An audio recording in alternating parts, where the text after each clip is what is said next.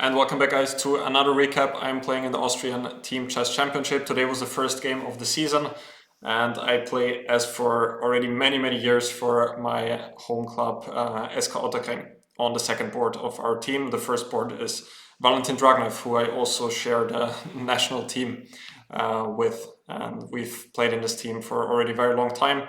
It's always great fun, and we do pretty well overall in the league, like at least in the last couple of years, even though we don't have the strongest of lineups. We know each other, all of them, all of our team already for quite some time, and tend to perform quite well in these team competitions. Unfortunately, today we did lose our match 4-2, but it was actually quite close. Like, it could have definitely ended in a 3-3, the whole match. Valentin Dragnev on board 1 managed to win against Denis Kadric, and I played against Nikita Petrov, representing Montenegro. He did play for Russia until a couple of years ago, so he's this very classical player from what I understand, and that reflects also typically in his playing style. I did play him before already in the European Team Chess Championship 2023, where the game ended in a draw. Where it was a Berlin, so he started with e4 in that game. Today he played knight f3. I played d5, d4, knight f6, so now we are back into some sort of queen's gambit. By the way, the times are not working, unfortunately, so you guys cannot see, at least for this round, how much time we spent. But overall, my time management today was much better than in some other games of my past, especially in the opening stage. So it was this queen's gambit, and now he went for this line with c takes d5. Which has gotten some popularity recently. It is sort of a harmless line, I would say, but still there are some ways for black to go wrong here. And the main benefit of this for white is that it does cut a lot of theory. For example, if you play the normal queen's gambit, you need to think about c5, you need to think about d takes c4. Of course, also the Ragozin, which on the other hand could also happen through this move order which he chose, but I did not go for it this time, and I went for c6 instead. Which is sort of known to be a bit of the problem for white in this line. I mean, you cannot really call it a problem, but the line itself tends to be quite equalish. If black knows that he should develop the bishop to f5 rather quickly. I mean, some games go like this with bishop d6, when white takes e3, and let's say short castle bishop d3. This is typically what black wants to avoid. I mean, those positions are also, of course, very much playable, but if white gets some position like this, generally he's quite happy out of the opening, will then play for the typical minority attack. What I knew about this line now was mostly actually from my preparation to the video about the World Cup, about the opening ideas, because there was one game between Erigaisi and YE, it must have been in the semifinals, where this was played. And also knight h4 was played by Erigaisi, and my opponent Nikita Petrov also went for that. And I went for bishop e6, which I believe to be sort of an improvement over Erigaisi's game, which went knight h5. This is what YE played, and I think it went something like this. I mean, I could be completely wrong, but I think this is not really effective here because I can take on h4. Quite a funny motive, huh? Cannot take back because then white could take on f5.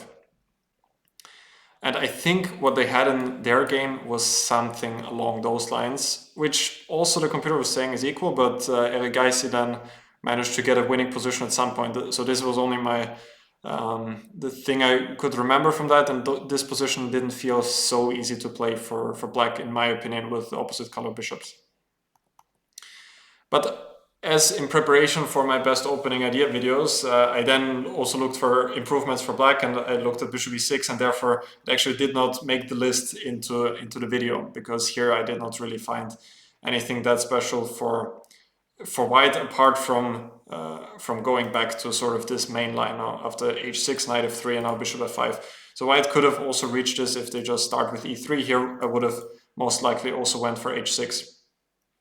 Because this is again what white, I believe, is kind of hoping for on the line. If the bishop goes back here, then white can destroy our pawn structure and get the bishop. Of course, the position is also not bad for black, but this is generally maybe what white is hoping for. Some position like this, maybe h4, perhaps also g4. Also, as I said, not a big problem for black, but I believe h6 is generally a bit more precise, perhaps.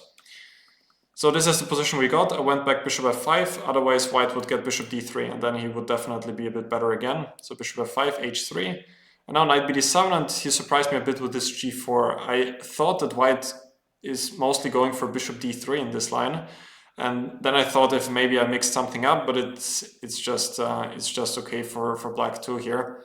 Let me quickly check what are the alternatives here, because I thought I remember some games that went like this. I guess it's in this position, and g4 is just an alternative, which is possible, but as my opponent also told me, it's equal. I went back bishop h7, I think very natural. Bishop d3, I took. And now very important, the move bishop b4. Actually here the computer is already telling me that black is a little bit better. So that leads me to speculate that maybe bishop d3 was already imprecise, or just g4 is not really called for here. I mean, over the board I was also not so scared here because I'm not castled yet, so I'm probably not going to be checkmated. But I think the move bishop b4 here is quite important, and maybe that's also what my opponent sort of underestimated, or he mixed up here. I see that the engine is showing a3 as an alternative, which maybe I looked at some point too. Also queen a5 is the move with ideas of bishop b4 if the queen moves at some point. So he went for this, and now bishop d3, and after bishop b4 it seems like my position is actually already to be preferred, at least a little bit, which also did feel like it. If I go bishop e7, I felt like he would go for long castle, which the computer is also confirming. Let me turn off the engine again. And here I thought that I will always be under some pressure on the king side, because at some point g5 could come, and I can also not really castle queenside here, which is sometimes the idea in those castboard structures, but here he still has the bishop on f4, which makes it quite dangerous. I saw one funny trick later, I will show it to you with queenside castle in a minute. So bishop b4 is important, and now if he goes queenside castle, then I have ideas with queen a5. This is most likely the move I would have played. And white cannot even go to some endgame here, because in the end I always have knight e4, hitting f2 and c3. So bishop b4 was a good move.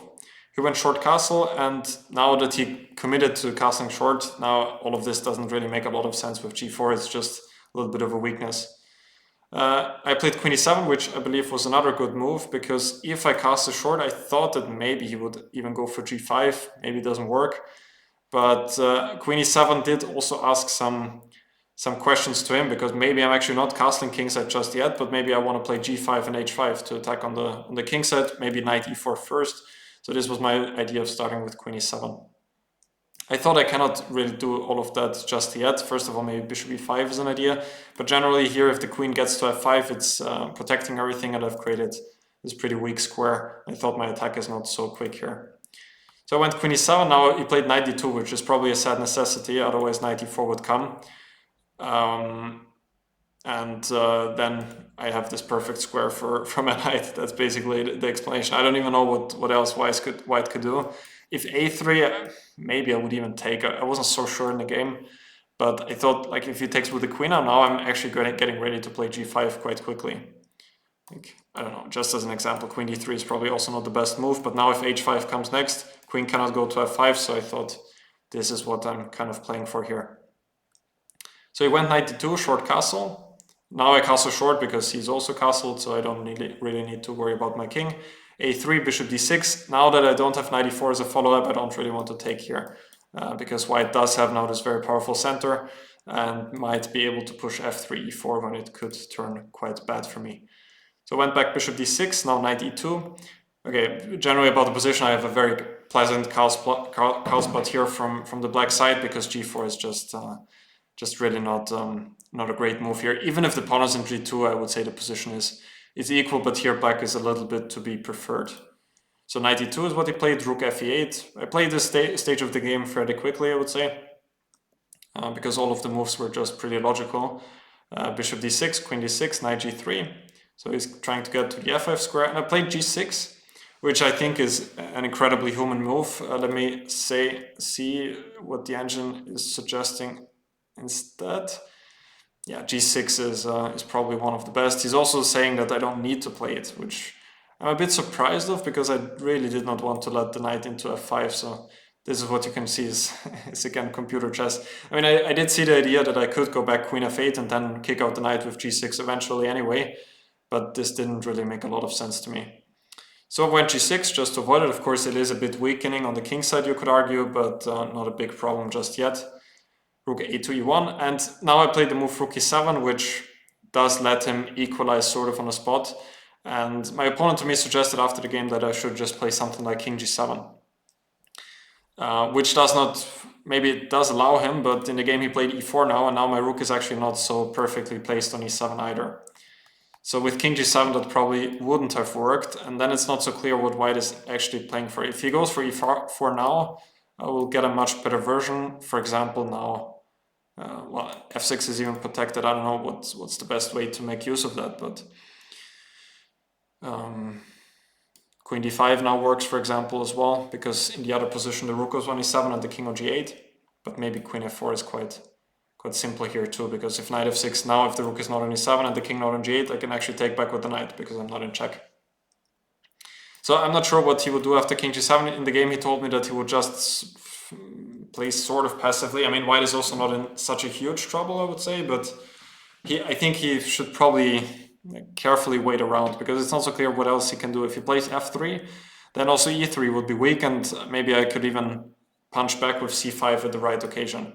I mean, now the knight on g3 is obviously hanging, so let me say if king g2 first, I don't know, let's say now I go for rook e7, because the king is already here. I'm not sure that he should go for this. Maybe I can play rook to e8, and e4 should mostly fail tactically, at least that's what I thought in the game. First of all, I'm not sure that I even need to take. Like sometimes I can also try to use the f4 square, but here that probably won't work, because there will be some knight e2 eventually. But I saw some ideas like this, for example, always countering in the center, and e5 never works because I can always take here, and then the queen on d3 will be hanging if white would take back. So this is what I was thinking about this position. I thought one idea for him could be to go for f4. That's also why I didn't go for rook e6 in the game. I realized that if he goes for e4 now, then I'm probably going to have a better version because the rook is going to be protected. But I did not like if he maybe starts some stuff with f4. I was looking at rook e8, now king g2 protecting the knight, and now queen e7 was one idea to hit the pawn, but white can defend it with rook f3. I was thinking a bit about those lines here, knight e4, because now he cannot take because I attack his rook and his queen. But I was not so sure about those positions. I realized that it should be better here. Let me check. Yeah, it's close to equal now, but I mean, I have no idea if the moves I actually were thinking about were any good either. But here, yeah, for example, rook f6, black is maybe a bit better, but I wasn't 100% sure, because he does get some counterplay on the f file. That's what I thought. Actually, the moves were sort of reasonable here. f4 is the best move. I could play c5. I did not really think about that. What if king g2? Now rook e7 back, yeah. So this is why I preferred rook e7, and then after that my plan was just to go rook e8 next, and then maybe knight e4, or at the right occasion c5, or then to play slowly with king g7. But I should start with king g7 first, and now if he goes f4 I will have a better version, because I don't need to go rook e6. And I don't know, if king g2, then maybe again rook e7 as we analyzed before. So yeah, this variation was good, just e4 is not working well because of this idea. Actually, what happens after knight f3, c takes d4? Are there some tricks? The computer was showing e5 for a second, but I don't think it works. I can just take, right? Yeah, I don't see it. This engine is not the greatest, but it does the job in some cases. So I went rook e7, and he used his chance to play e4, and after that it got equal quite quickly. I mean, I thought there was another way by playing queen c7 here, but actually I wasn't sure if he can try to play for some counter attack with ideas like this. Maybe it doesn't work, but like I was looking at some lines like this, even g5, which typically should not be such a great move, but generally I wasn't still so sure if things could get heated up here. Generally I should not be in much danger here, I thought, but yeah, I was a bit hesitant to go for that. Queen c7 is possible, f4 is one of the best moves. Yeah, also what I was thinking about, also what my opponent actually would have played is something like this, which the computer is saying is the best, and then trying to go after this pawn on h6. And if king g7, then he can take, or rook e1. g4 is still a bit weakening, but it's also not such a bad move because I'm not really using those weak squares just yet with my knight. It's going to be difficult to use them for me. So in the game I took and went queen f4. Of course I need to be now careful about some tricks like this. Queen d5, knight f6 would win the exchange.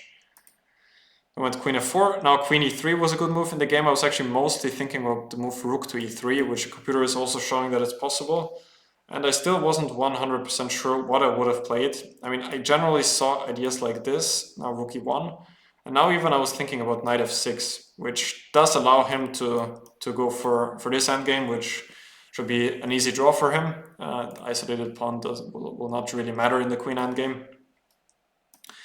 But what was interesting was this move, rook f3, because now, okay, it looks like white is winning material, but I thought I could go for something like this, which at least practically speaking looked quite difficult for him. I'm not sure what this is. Yeah, it's actually a big advantage. I wasn't 100% sure, but it definitely felt like I could not be in so much risk because now the f4 square is really weak. My rooks are very active and white will not be able to exchange one pair of rooks, which is probably quite important here. If white can manage to do that, then he should be fine. But I will always have some mating ideas with the two rooks. For example, rook c1 followed by rook e1 who could be coming. So yeah, otherwise, I mean, there were also some alternatives, but I didn't really see, like, otherwise you could even have ideas with d5. For example, if I go king g7, d5, then followed by a check on d4. I thought this would not be too much for me anyway. Which is correct, by the way. The computer there is showing equality. So I went for this, he went queen e3, I took, now rook e6. I need to watch out for some tricks like this, king g7, I saw knight d6. And if rook takes e3, now not taking back on e3, but instead knight takes e8 check, which I thought was a nice idea. Which reminds me that I wanted to show you another idea earlier, which was here. If black has ideas of casting queenside, now just to demonstrate this bishop on f4 is quite annoying here. If I'm in time for bishop d6, maybe it's a different story. But here white, I thought in the game, would have the shot knight b5, which at least to me looked quite dangerous over the board. And yeah, in fact it is, and it's quite bad for black. But generally, casting queenside just feels a bit dangerous here, yeah? Even if something slow like rook c1. Okay, let's get back to the game. So this is what we went for. Took on e3, now rook e6, protecting the rook, putting the rook on d8. He played knight c5, which now does eliminate some material. I played rook takes e3 instead. I could also play rook d2, which my opponent was thinking about. But then we concluded that white could just go b4. We spoke briefly after the game because we weren't so sure about this. No, what was it? King f7. And in the game, in the post-game analysis, we were talking about this line, no rook b4. No idea how relevant this is, but we were talking about this pawn endgame, and our conclusion was that black was winning, but I'm actually not 100% sure. We only both spoke briefly about this line. King e3, king d5, what happens if white waits? King e3, then c4. I'm not sure here. Even if something like this, like how does the race even end? Because white still has the a pawn. Let me just put this on the board, but it looks like white is even faster. Oh, yeah, take a6 and white is the first one to queen. So it looks like a draw to me. White is actually winning, yeah, after c5. That's quite funny. Yeah, what does black even do? Yeah, I just assumed that out of this endgame, black could never be better. Could never be worse. Sorry, but it's funny. The pawn endgame, which we thought that black would win, white is actually winning. So that even happens to grandmasters, as you can see. So of course I don't need to go for this, yeah. Like for example here I could go king e6, rook a7, king d5, and the computer is also showing that this is a draw, supposed to be at least. I was mostly thinking about rook d5 as an alternative to provoke b4, which he could still go for, but I also thought he could go for this. And I did not really want to risk another pawn endgame, as we saw in our post-game analysis. It is not always a correct assessment still. I mean, anything could happen here. Okay, computer says it's a draw, but I didn't really see the point. Like, I was briefly thinking about all of this. c5, I thought h4. What if I go b5? I thought g5 might be one idea for him, but this is actually lost. How did I think about this? What did I miss? Was it maybe with his king still on f3? Yeah, for example, if white starts with this here, I was looking at it with this version. But still, black is winning. g5, h5, here, here, here. King e6. Yeah, I'll be faster, huh? I can go king h6 or even push the pawns immediately. Okay, not the greatest of assessments in pawn endgame. Still, it is a draw here with good play. I guess white should just play slowly, huh? Like, I don't know, could wait around with king d3 and wait for black's pawns. Is that what it is? Let me quickly analyze this. So king d3. King d3 is a bad move. What about b3? Okay, what if b5? Now king d3. And if c4, then white can always take, go king c3, and then push f5 on the next move. Also quite difficult for the computer to assess actually all of those lines, but it should end in a draw. I don't want to get too deep in all of that. I mean, there are going to be a couple of more games in the next few days, and objectively, it should not really change the evaluation. In the game, funnily enough, he offered me a draw here after rook b3, which I would have accepted on the spot, but I just couldn't hear him because nowadays wear earplugs while I play. So if you're ever playing against me and you see that I'm wearing earplugs, then maybe put a sign or something with would you like a draw, because sometimes I overhear it with the earplugs. Then after the game, I apologize to him because, I mean, of course, I would have accepted here. It's a very drawish endgame against a good opponent, so there's no reason not to accept here. But we did play on, which at least was maybe interesting for some spectators. I brought the king to f6. He played rook d3. And I went for the pawn endgame, realizing that it should be a draw. But there was actually one moment which I thought was still interesting to analyze, which is here. I played king e6. I mean, otherwise there's probably no real way for white to make progress. I mean, at some point I can try to go after the c5 pawn too. So, and for example, if h4, I could even strike back with h5 and then try to attack his structure. Like rook d4 could come, for example, and maybe I can get in with the king. So he went for the pawn endgame, I played king e6, and here I was thinking about king to d4 if it might be an interesting move. Because if I go f5 now, like in the game, I thought that maybe he has this option of going g5 here. And if I go h5 now, I thought that there's quite a big chance that I'm just getting... I mean, I realized that it has to be lost there because the king goes back and white has way more tempis than me. Like b4, a6, a4, and then my king is in Zugzwang. So I was actually not sure yet what I would play here. I realized that maybe also with a passive move like g5, it should be a fortress. But I thought that this might be a trap. Yeah, still not 100% sure about this though, because even if I go back with the king, I was not 100% sure here. Like for example, if I just wait passively like this, then h4 comes, king f7. And what if white goes for this now? I was looking at this for a second. In the game, take, king g7. And what if white waits now? Does that make any sense? I'm not checking this with an engine now. So the king has to wait. If h4, king g4 back, white will just pick up the pawn and the g5 pawn is going to stay protected. So we'll wait like this. If g6, then it should be still a draw like this. There's no way for white to win here.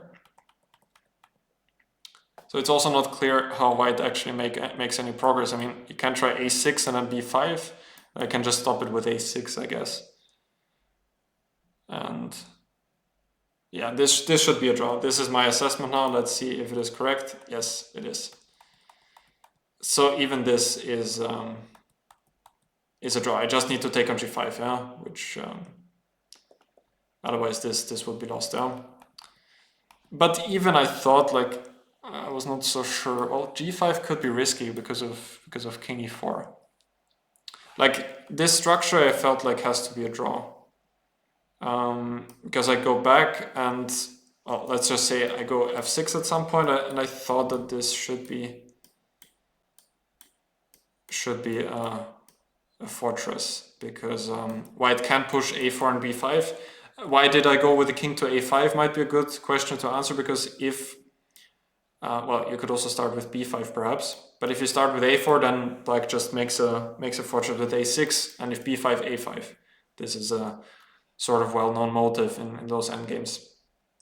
And then, for example, it's something like this. It's just both sides cannot do anything. So that's why I wanted to bring the king to a5 first, but let's just demonstrate this. I thought that in a position like this, I can just wait like this. And, well, if b6 always just a6, for example, closing up everything. And here I can just wait king b8, king a8. But yeah, even if king e4, I think I was still thinking about this. I thought I could just go king f6 here. Let me just quickly check all of this. Yeah, this is a draw. Can white try to run with the king to g3? It's probably just too slow. King d5 will come at some point. f6 wins, and then king d5. All right, so enough endgames for now. In the game, this happened, and then I just waited with the king. White's king cannot enter, and here we repeated the moves. White is never going to be in time to start anything on the queen side again. I mean, I could still go just back with the king, like if he plays a4 here. Then again, a6 is making an easy draw, but I thought if b5, then I can just continue waiting. Let's say white takes, and if king b4 now, king d5. But even if white gets this version somehow, like with some triangulation with the king on f6, even this I thought is too slow, because yeah, picking up c5 and then king b5 and my c-pawn starts running. So the game here is where the game concluded, and we made a draw. Overall, pretty good game, I would say. From my side, I was never in any danger. Did have sort of a slight chance with the black pieces. Was a pretty good day for me. And yeah, we'll see what tomorrow brings. Maybe on board 2, maybe on another board. We will see. Not spoiling anything just yet for our opponents. Anyway, guys, hope you enjoyed today's recap. Let me know if you did. And apart from that, I'm going to see you guys in some of the following rounds. See you then.